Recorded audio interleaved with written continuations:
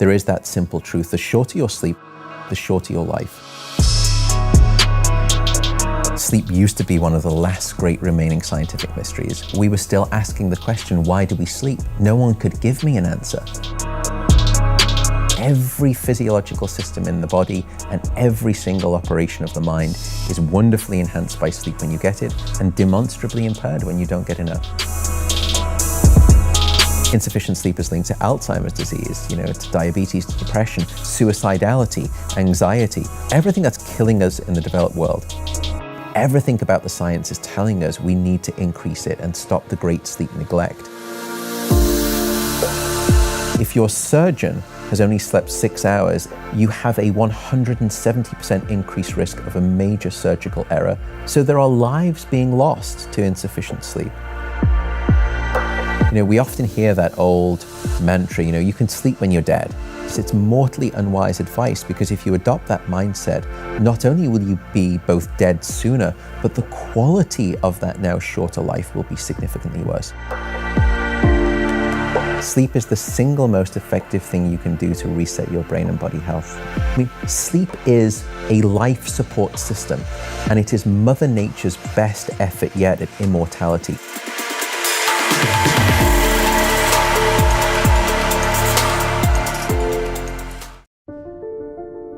They say that the human race is doomed, that we have lost touch with our true nature, that the media has corrupted us, and that the planet has no future.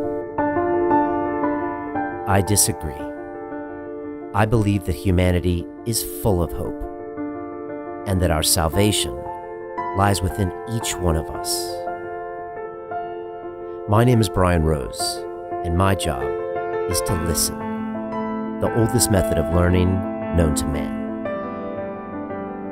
Each week I seek out individuals that are changing the world, people who are living and thinking in a different way. Their stories will challenge your beliefs, make you question your choices, and perhaps inspire you to change. I never planned on doing any of this, but now I can't stop. Join me on this mission and make humanity something we can all be proud of. It's time for you to man up, to once and for all tell your mind who the fuck is boss. I need a fucking answer. What's it gonna be? I don't know what it is about this fucking sport, but it attracts people that really need to do deep work on themselves. I failed in this city. All these bad memories. I never really felt like I gave a fuck about me or my life. I almost killed myself, Think about something that is going to drive you when it really hurts. Some kind of demon you want to fight. This is not Pussy Man, this is Iron Man. Under pressure reveals true character. What are you gonna do? You're gonna be in Chattanooga, May 20th or what?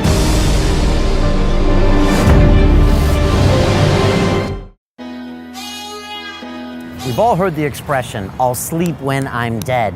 And let's be honest, we've all been privy to a bit of sleep machismo, where you're talking about how few hours you get every night. The truth is, your lack of sleep is literally killing you. And we think of this thing as a nuisance, when really sleep allows you to be creative, to retain memories, to do all sorts of important functions to the human body. We really don't understand this enough. And my guest this week, Matthew Walker, he's a professor of neuroscience at Cal Berkeley. He's also the sleep scientist at Google, and he's here to show you how you can sleep better and how it can make your life, your business, your relationships so much more enjoyable. This is real stuff, and you need to embrace your sleep now, better than later, if you want to live long and have an amazing life. So I know you're going to enjoy this conversation with Matthew.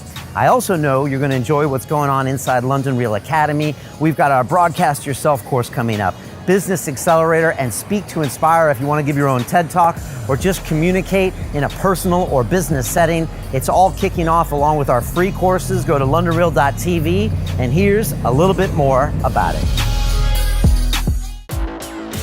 London Real doesn't stop when the conversation ends. You see, that's when we get started. Because everything begins with a thought, and then comes the action. The London Real Academy is our global transformation platform. Here we bring together thousands of students from over 75 countries. Whether you want to build a profitable business from your passion, or learn to speak to inspire, or broadcast yourself with your very own podcast, or accelerate your life to become a high-performance person, we have the online accountability course and personal mentoring program that will make your dream a reality. Join us, and we'll take your life to the next level, together. Our next accelerator course is starting soon.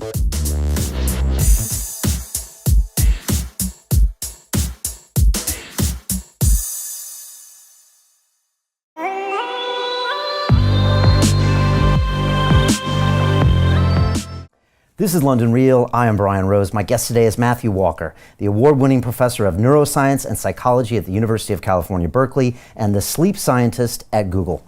Your book, Why We Sleep, takes a groundbreaking look at how sleep is one of the most important aspects of our life, one that is increasingly neglected in modern society, and how that can have deadly consequences. Matthew, welcome to London Real. Thank you so much for having me. It's a privilege and a delight, and a long-time fan, so it's lovely to be on the show. That's awesome to hear. You know, this is something that gets everyone's ears pricked, I think, and everyone really likes you talking about sleep, and I want to get to your journey after a little bit. I think everyone likes sleep. I don't know if they like me talking about sleep, but we'll see. You know, sometimes I've had over 500 people here, and it's not all, it's the message, the timing, and it's a lot of times the communicator that really makes a difference. So no pressure. We'll get into that. And but you know, what really strikes me in this book and with you is that, you know, deadly consequences. This affect the length of your life. This can affect diseases, you know, and I don't think anybody really on this planet has ever been taught that sleep is that crucial and that important. And you make some really, you know, bold statements here that, hey, everybody, this is the time to really wake up and take this seriously.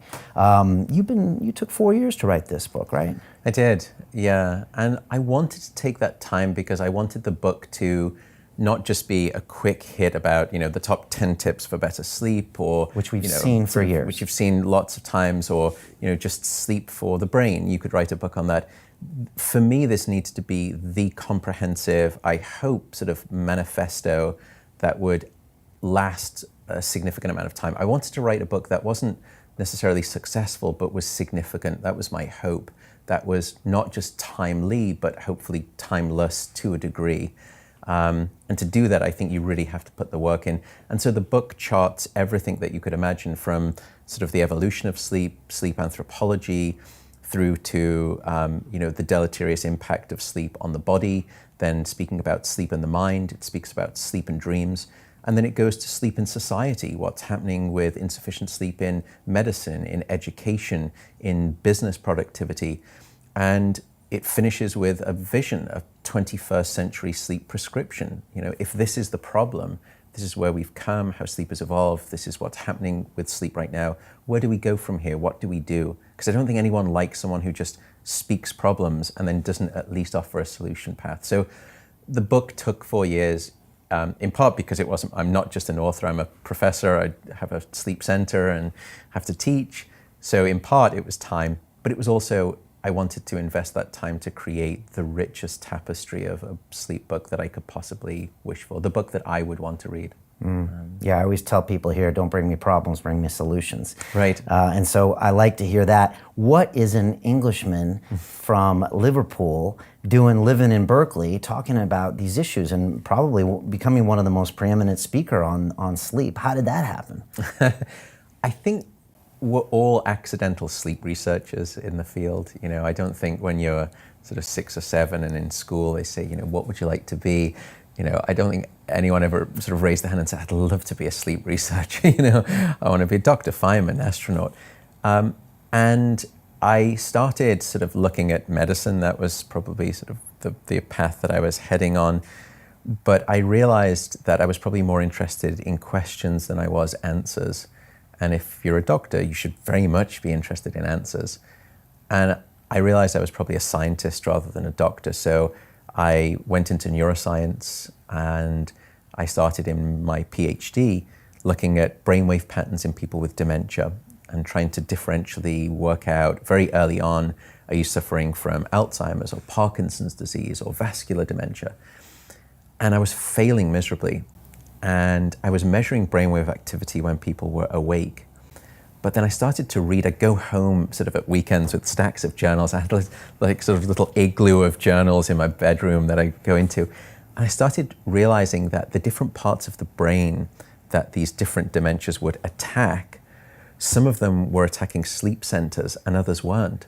And so I thought, well, maybe I'm just measuring their brainwave activity at the wrong time. I should be measuring them when they're asleep, not when they're awake. So I started measuring the sleep of my patients, found remarkable results.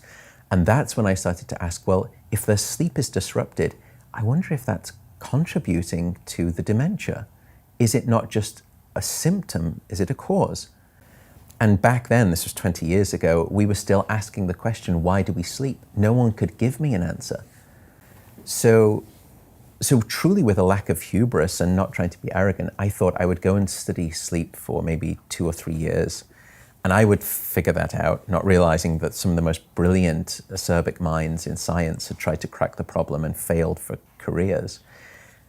And that was 20 years ago, and I'm still asking that question. But now we've had to actually upend the conundrum. You know, sleep used to be one of the last great remaining scientific mysteries. We didn't know why. Based on the wealth of the data that now is sort of put into the book, we actually have to ask, is there anything that sleep doesn't support for brain or body? And the answer seems to be no. Every physiological system in the body and every single operation of the mind is wonderfully enhanced by sleep when you get it and demonstrably impaired when you don't get enough.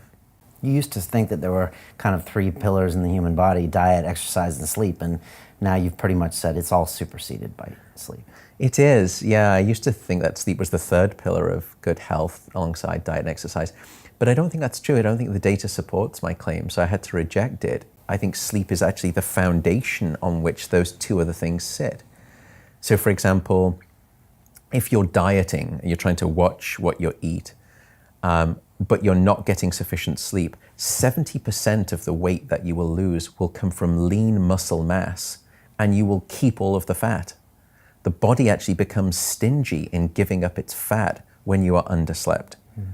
And that's just one of many examples. You know, for exercise, it's very clear too, that firstly, if you're not getting sufficient sleep, your probability of exercising firstly the next day is markedly reduced. Secondly, when you do work out, your time to physical exhaustion is decreased considerably, almost by 30%.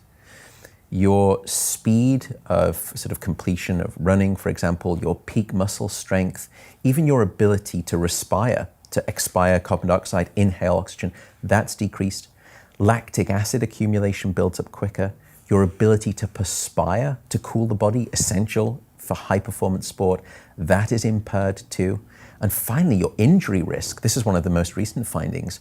If you simply look at athletes across a season, and then you bucket them on the basis of how much sleep that they're getting, 9 hours plus, 8 hours, 7 hours, 6 hours, there is a linear relationship with injury risk, that the less and less sleep that you have, the higher and higher your injury risk becomes.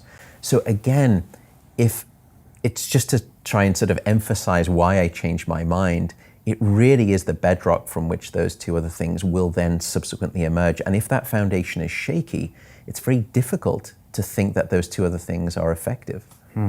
I just finished my Ironman race. Yeah. I kind of jumped in. Thank you. I was 47 years old, and I kind of started from scratch. And for 80 days, I was basically training every single day, sometimes twice a day. And my trainer, she said, sleep is one of the most critical components. Now, she couldn't necessarily tell me why or how to get it, but she said, you've got to log this every single night.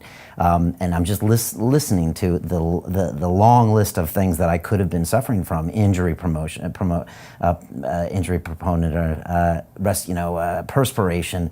All of these things are critical components in the Ironman. And so I did get a lot of good sleep. And I can only imagine when I'm on the 22nd kilometer and I got to do 25 that day, like that's when you need everything, cognitive ability, everything. And that's what we see. I mean, it's a great insight, and it's very intuitive.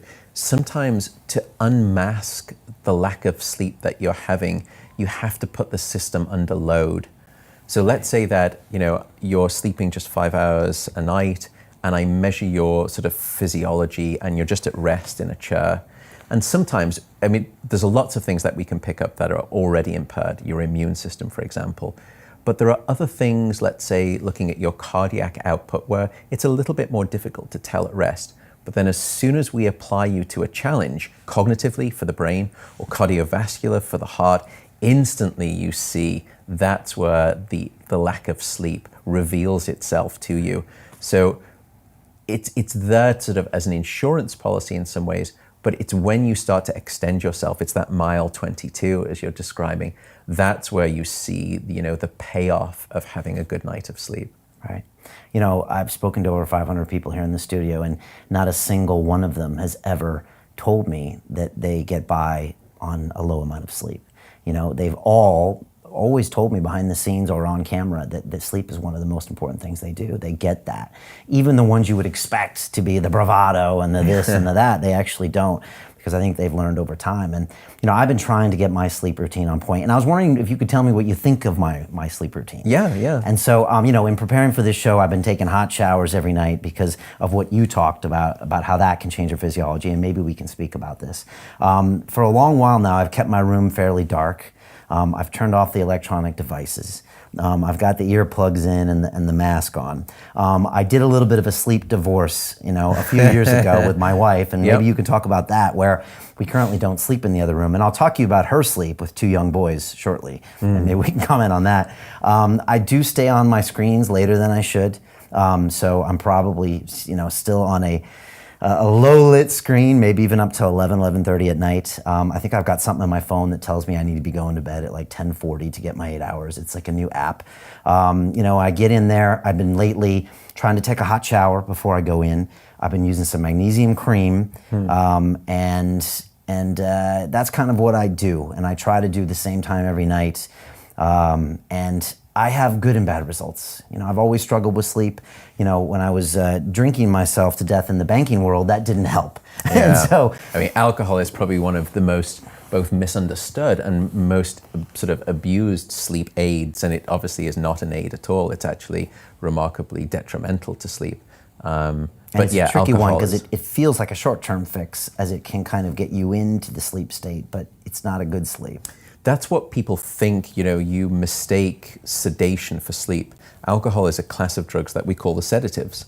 And sedation isn't sleep, it's very different. Now, when you drink heavily and you sort of, you know, you fall asleep, I'm not going to argue that you're awake, you're clearly not awake, but to say that you've gone into naturalistic sleep is an equal falsehood. You simply have sedated your cortex. The other two problems with alcohol, it firstly will fragment your sleep. So you will wake up many more times throughout the night. So you sort of, if I were to show you your sleep graph with alcohol, it's just sort of peppered, littered with these awakenings. And a lot of those awakenings you're not aware of. There may be just sort of 2 or 3 seconds, and then your brain tries to go back in and reclaim its cycle, and then you're back up again. So you don't commit them to memory. So you wake up the next day and you feel lousy, you feel unrefreshed, unrestored by that sleep. But you don't remember anything bad about your sleep. You don't remember waking up. So you don't think it was the alcohol. You just think, I don't know why I don't feel good, but I'm having a bad day. That's the second problem with alcohol. The third one is that alcohol will actually block your dream sleep, what we call rapid eye movement sleep, which is essential for lots of different operations, including emotional and mental health. So alcohol should be avoided, you know, the notion of a nightcap even. I would love to embrace that, and you know, I'm deeply unpopular for saying it, but if, you know, I'm just here to describe the science and the data that we know of, and then people can make an informed choice. But alcohol is not the sleep aid that people think, unfortunately. Right, so avoid the nightcaps. Yeah, but you're doing actually, but just to go back to your, you know, your own sleep prescription, as it were, I think you're doing fantastic things. You know, The only thing is perhaps light. We are a dark deprived society in this modern era, and we need darkness to allow the release of a hormone called melatonin to help time our healthy sleep. But in modernity right now, we come out of the day into our homes or we stay in offices, and our brain is still being told it's daytime, it's light, because of artificial light. And it's Edison that, in some ways that we have to, thank, because it was his light company that popularized he was the first person that took control of the night. And for the first time, we dictated when it was light and dark, not the rotational mass of the planet, around the sun. That was transformational in some good ways, but also for our sleep. It was a devastating blow. So darkness is perhaps the only part of the sleep equation that maybe we could improve on. But hot showers or hot baths, great, because you come out, your core body temperature drops. Yeah, talk to me about this body temperature and how that helps you sleep. We've always heard the grandma thing saying take a hot bath before you go to sleep, but never really knew the science behind it. And part, I think, of that, often what I say is that we as sleep scientists are really putting the data behind everything that your grandmother and Shakespeare ever told you about sleep, to be honest. I'm not doing anything radical. What did Shakespeare say? I always forget. Oh, well, he has this lovely line that sleep is the chief nourisher of life's great feast. I think it's Macbeth, Act 2, Scene 2. Oh. Beautiful, words. It's just his prose are littered with sleep advice. So I think you're doing very well there. The temperature, to come back to it though, your brain and body need to drop their core temperature by about 1 degree Celsius or about 2 to 3 degrees Fahrenheit to initiate sleep. And it's the reason that you will always find it easier to fall asleep in a room that's too cold than too hot, because at least the cold room is taking you in the right thermal direction that your body wants to naturally go to get good sleep. Now, you could then kind of get recursive and say, okay, that's good, so your body needs to drop, but why does it need to drop its temperature? Well, why are we that way? We're that way because we are diurnal species and we were designed to be sleeping at night. And our bodies latched on to the natural drop in temperature as a cue and a trigger to fall asleep. And in modernity, we have dislocated ourselves with constant ambient temperature. Or worse still, we don't ventilate. So we evolved to be told to go to sleep using this thermal cue. Together with light is the other thing. Right. For a long time, we thought it was just light that regulated our sleep. It's not, it's light and it's temperature, those two things. And if anything, it may be temperature that's even more powerful than light, but both are powerful. So you get into a hot bath and you think, well, it's because it makes me nice and relaxed, or I get warm and toasty.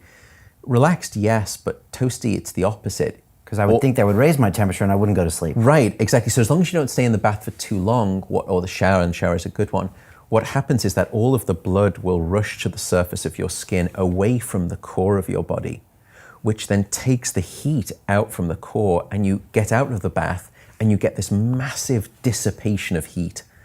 It's sort of all of the blood is just brought to these massive radiators that are the vascular surfaces of your hands, your face, and your feet. They radiate most of the heat out. And therefore, the core of your body, the temperature plummets. And that's why you fall asleep faster. So you're doing great with temperature. Regularity is key as well. I think if there's a single piece of advice, go to bed at the same time, wake up at the same time. Which is not what anyone teaches you. It's not. People get no sleep education whatsoever. And I mentioned this in the book. I did a poll with some colleagues who lived around the world and grew up in different parts of the world. And I said to them, when you were at school, did you get those classic sort of lectures or classes about risky behaviors, about drugs and alcohol and sort of, safe sex and diet, nutrition, physical activity or PE? It was always part of, the regime. Did you have a lecture regarding the importance of sleep? And zero. Almost everyone said yes to all of those other things, and no one had a sleep education. So to come back to your question, we're never told about temperature, but in part, we're never just told about sleep per se. Why is that?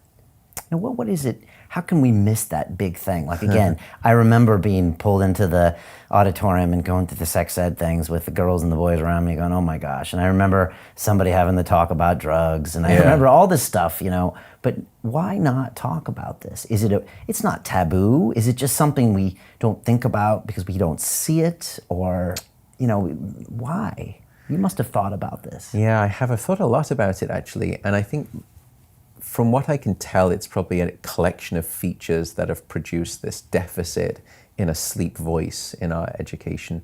I think the first is probably the fault of people like me. Scientists have not done, I don't think, as good a job as we could have in communicating the importance of sleep to the public. And it was part of the motivation to write the book. It was one of two critical motivations. I think that's the first part. The second part is, 20 or 30 years ago, we just didn't know enough about sleep. Or even if we did, I think, how that translates trickle down, into communities and schools just was going to take some time. But I'm desperate to try and change that. I'd love to work with the World Health Organization, the CDC, I'd love to work with any first world nation government if they want to think about an educational policy. It is bereft in all first world nations right now, and that needs to change. So I think the trickle down has yet to occur and happen. I think the final thing comes back to something you hinted at, which is sleep has an image problem, that we stigmatize getting sufficient sleep with this label of laziness. That we are slothful if we're getting sufficient sleep. And I choose my word very carefully, sufficient. I'm not talking about sort of excess. And so I don't think that has helped. I think communities, even in schools, were resistant. And to me, what I find surprising about that mentality is that we don't always hold that notion. What I mean is that no one would look at an infant sleeping during the day and say, well, what a lazy baby. And we don't say that because we know that sleep at that time of life is non-negotiable. It's absolutely essential. But then somewhere between infancy and now, if you look, even toddler age or childhood, not only do we abandon the notion that sleep is essential, but we actually chastise people for getting enough. And people become proud to tell you how little sleep that they get. So I think that part of, to come back to your original question as to why that voice isn't there, why we don't know these things, I think part of it is because we don't have an educational system that is either aware of sleep or teaching sleep, or perhaps, I fear, embracing and ready to, celebrate sleep rather than stigmatize it. Okay. Let me contrast the room next to me at my house. So my wife is there, my boy is 2, my other boy is 10 months. They are up and down all times of the night. She's been dealing with these crazy babies for 2 years. She is massively sleep deprived. Yeah. She tries to get it whenever she can, sometimes during the day, but it is the constant needs of these children. And I'm just wondering, what does a new parent like that do, or someone who's in that situation where a choice isn't really seen, and now they have to kind of triage the situation? Yeah. Parenting is a very difficult equation in terms of a sleep solution. Certainly there are things that can help children sleep better.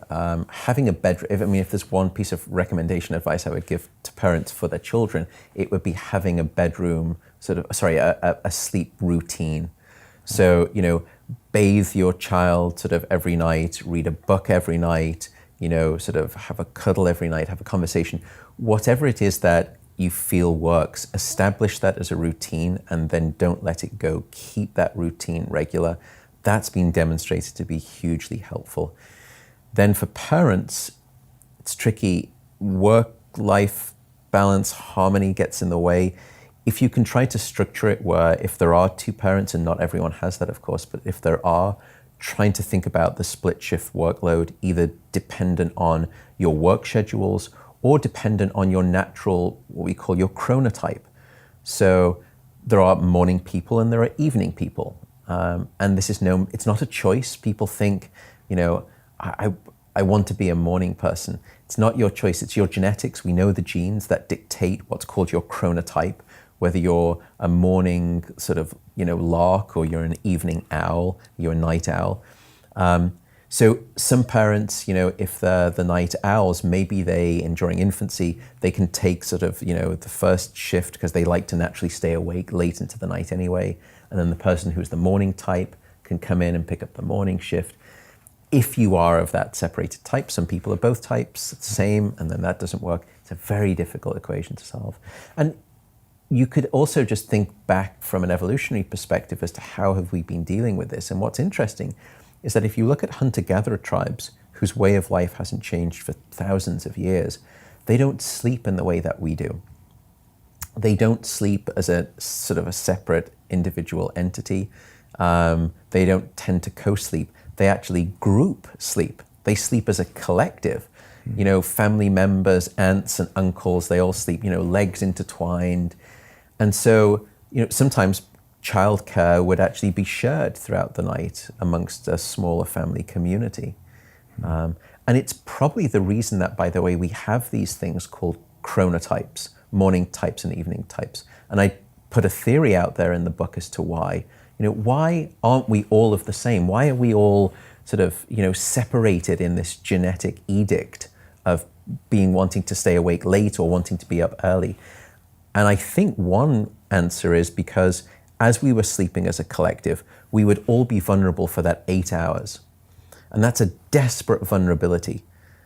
But what if you were to program some variance genetically, where some people would probably be staying awake until 2 a.m., 3 a.m., because that's just natural, their tendency. And then other people would be waking up at, let's say, 5 a.m. So now, all of a sudden, what you may have is everyone gets 8 hours of sleep, but you as a species, as a collective, you're only vulnerable for maybe just 2 or 3 hours. So you've halved or even quartered the amount of vulnerability time. What a brilliant solution by Mother Nature. Everyone still gets 8 hours, but you're not vulnerable for 8 hours. You're only vulnerable for 2 because of the collective sleeping at different shifts. Elegant design. But coming back to the family equation, I think it's a very hard nut to crack. I mean, maybe that comes down to that fact that the family unit has been sliced and diced by our modernity, and along with the temperature being off, the light being on, grandma's not there, the uncle's not there, we're not getting this cycle of night and day. And we're so dislocated, we're so severed from the natural signals that we evolved with and evolved to receive instruction from. No wonder that sleep problems are on the rise, and ballooning exponentially. Rates of insomnia now just skyrocketing, and sleep apnea, sleep disordered breathing, where you're sort of snoring, as rates of obesity have increased. Snoring is directly related to body mass. So, and you can have sleep apnea if you're lean. It doesn't mean that you're an exception, but it certainly is a risk factor. So I think that's part of the reason why we're seeing sleep being such a problem. I think it's probably part of the reason why the book became so popular. I suspect it's sort of in spite of my writing rather than because of my writing. But there is such a desperate need for this thing called sleep. There is such an appetite and a hunger because so few of us are getting it and getting the amount that we need. Let's talk about what is actually going on while I'm sleeping. And, again, back to this kind of Darwinian concept, being knocked out for a 30-year day when you're on the savannah, it must be important because this ain't good. If you've watched some of the, Okavango Delta things, you don't need much time to be out to get taken out by the lion or the wildebeest or whatever. So, there must be some really important things happening here. And I think you even look at sleep to teach us about ourselves, which is fascinating. But, what's so important to shut us down for those 8 hours more if you're a kid? And I watch my boys sleep and I'm just wondering what's going on there. Because, like I said, it must be super important for our own survival if you're willing to sacrifice a third of your aware time to keep it going.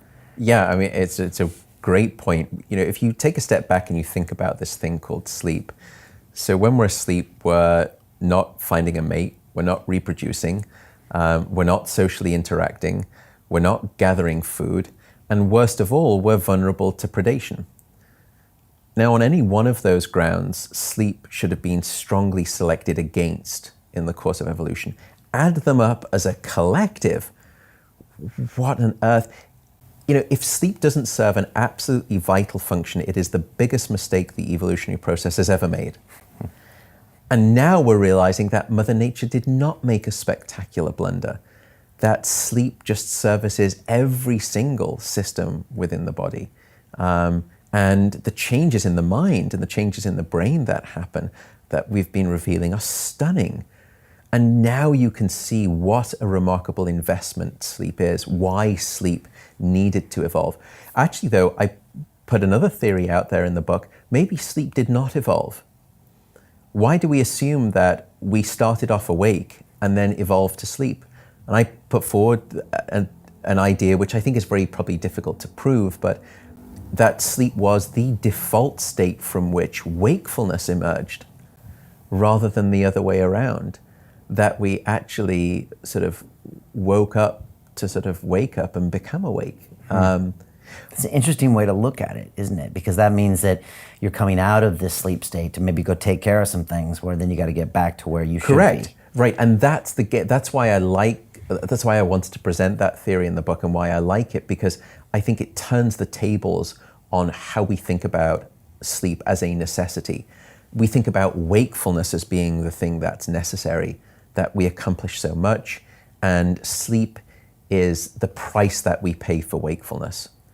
And yes, that's true in part because sleep is reparatory. It repairs a huge amount of the things that happen with wakefulness. And I've sometimes said that if you look at the data, wakefulness is low-level brain damage, and it's very clear that that's the case. And sleep provides a sort of a repairing and a cleansing of that. Low-level brain damage. I mean, that's hard for people to hear, right? It is, until you realize, if you come back to the stance that you just sort of described elegantly from the theory that we started off from sleep, and then we opportunistically began to have these periods of wakefulness, but we always had to go back to the default of sleep because it's so necessary. I mean, sleep is a life support system, and it is Mother Nature's best effort yet at immortality. I've seen nothing else that comes close to it. Wow, these are powerful statements. And I like where you're going with this. What is happening in this sleep? Because there's a lot of things going on with memory and with repair and with dreams. And, you know, what are some of the things that people wouldn't think is happening when they're sleeping? I think a lot of people probably think it's resting the body, which is probably one of the last things that's happening. What is going on? There is certainly a lot of repair that happens. I mean, your immune system gets an overhaul, it kicks into high gear, it repairs cellular damage. But to think that sleep is a passive state where our bodies are simply quiescent and there's nothing really going on upstairs in the mind is an absolute falsehood. And we made that mistake for a long time, thinking that sleep was just this sort of passive, negotiable state. Upstairs in the brain, for example, during some stages of sleep, particularly rapid eye movement sleep, which is the stage from which most of our dreaming occurs, some parts of your brain are 30% more active than when you're awake. So your brain metabolically is on fire. You know, if I were to place you inside the MRI scanner at my sleep center, you know, and show you the pattern of brain activity during REM sleep, yeah, it's an explosion of activity. In fact, if I were to measure your brainwave activity and just measure your activity from your brainwave during REM sleep, I could not tell the difference between you in REM sleep versus you awake, because those two patterns of brainwave sort of oscillations are almost identical. I have to measure other things to be able to determine whether you're in sleep or in wakefulness. To go a little bit further, to sort of scratch deeper for REM sleep, one of the other remarkable things is that your brain paralyzes your body during REM sleep. And most people don't know this, but you are in a muscular incarceration. You are physically incarcerated during REM sleep. Why is this? Well, it's a beautiful mechanism. Your brain paralyzes your body so your mind can dream safely. So you stop acting out your dreams, or you don't act out your dreams. Because you can imagine that if it's dark, you're not conscious of your surroundings, you're not processing the outside world, and you're dreaming about being, you know, the ultimate sort of cage fighter, or you dream that you can fly, you're going to be popped out of the gene pool very quickly if you start acting out your dreams. So there's a mechanism in place. Occasionally, and particularly in males over the age of sort of 40 or 50, that mechanism can start to degrade. you have what's called rapid eye movement behavioral disorder, or REM sleep behavioral disorder, and you act out your dreams violently sometimes. So that's a good example of how REM sleep is fervently active. I mean, to go to the lengths of, paralyzing all of your spinal cord neurons so that your brain can get this thing called dreaming and act out this bizarre experience at night is stunning. But that's not to also say that the other stage of sleep, which is called non-rapid eye movement sleep, isn't essential and active. It very much is. Non-REM sleep is subdivided into 4 separate stages, what we call unimaginatively stages 1 through 4, increasing in their depth of sleep. So stages 3 and 4 of non-REM are that really sort of deep restorative sleep that if you were woken up out of, you would sort of feel groggy. You could even answer a telephone call if it was brief, put it back, and someone would say, "God, thanks so much for helping me out last night." And you'll say, "You called me? I don't remember." So deep sleep is also what we call slow wave sleep. And the reason it's named slow wave sleep is because when I look at your brain waves, if I were to measure your sleep tonight, when you go into deep sleep, you all of a sudden just get these huge, powerful, deep brain waves, but they're very slow. They're maybe going up and down, maybe just sort of 2 or 3 times a second. Now, what does that mean? As a reference point, when you're awake, your brain waves are going up and down maybe 40, 50, 60 times a second, incredibly fast. When you go into deep sleep, they just go into this very slow, rhythmic chant. It's almost this mantra of brainwave activity. And again, we were fooled as scientists 30 years ago because we looked at that and it seemed very similar to other states that we see in coma and states of anesthesia. So we just thought, well, the brain is just dormant. It's not doing anything, clearly. Completely incorrect. It is during deep sleep when we do a lot of information processing. And it's particularly during deep sleep when we take memories that we've recently learned and we essentially cement them into the architecture of the brain. In fact, it's during deep sleep that there is this elegant file transfer mechanism that happens where your brain shifts memories from a short-term vulnerable reservoir to a more permanent long-term storage site within the brain. And that means that you are essentially protecting those memories. It's like taking files from a USB stick and putting them safely onto a hard drive. That happens during deep sleep. And you tested this at Harvard, didn't you? Yeah. You would teach people some certain tasks, and then based on the night's sleep they got that night, they would either learn them quicker the next day or not be able to progress. Right? I mean, you really tested. I remember reading some of your research back in the day, I think. Yeah, so we've done a lot of these studies with sleep and memory. And so you need sleep after learning to sort of do that memory transfer so that you remember, so that deep sleep essentially future-proofs that information within your brain. So that you wake up and you've retained rather than you forget. And in fact, you can get so accurate with sort of this understanding sleep that by the time you wake up in the morning, even before I test you, I can predict with high accuracy how much you will have remembered. That's how predictive sleep is. So you need sleep after learning, but you also need sleep, however, before learning. But now to actually prepare your brain a little bit like a dry sponge, ready to initially soak up new information. And without sleep, the memory circuits of the brain essentially become waterlogged, as it were, and you can't absorb information. Wow. So you need sleep on both sides of the learning equation. Sleep to prepare the soil of the brain for fertile sort of seeding of the information, and then you need sleep afterwards to germinate it and secure those roots so that you don't forget, you will always remember. Okay, and that's probably happening in stage 3 and 4 of the non-REM sleep. It is, yeah. Okay. So then you could sort of ask, well, is REM sleep, this dreaming state, is that important for memory and learning? And it is as well, but it does something different. We've realized that sleep is much more intelligent than we ever imagined. That it's during dream sleep when your brain actually performs, it's almost like a form of informational alchemy, where dream sleep takes all of those memories that have recently been fixated by the deep sleep. And deep sleep, by the way, comes principally in the first half of the night. REM sleep comes in the second half of the night. Okay. And we never really understood why there was this imbalance. And one theory I put forward in the book is it's about information processing, that you need to take what you've learned and firstly just fixate it, grab it, cement it. And then comes REM sleep, and REM sleep takes those fresh memories and then it starts to collide them with all of the back catalogue of information that you've got in the brain. So it's a little bit like group therapy for memories. And because your memories would be useless if they were just like isolate islands within the brain. That's why computers, for the most part, short of artificial intelligence, computers are kind of dumb in that sense. They're not particularly intelligent. They can probably store information more veridically than you can, but it's not smart. And the reason that you are smart with your information is because you interconnect that information. And it's REM sleep that actually seems to revise our mind-wide web of associations. And this means that you wake up the next day and you can divine creative solutions to previously impenetrable problems.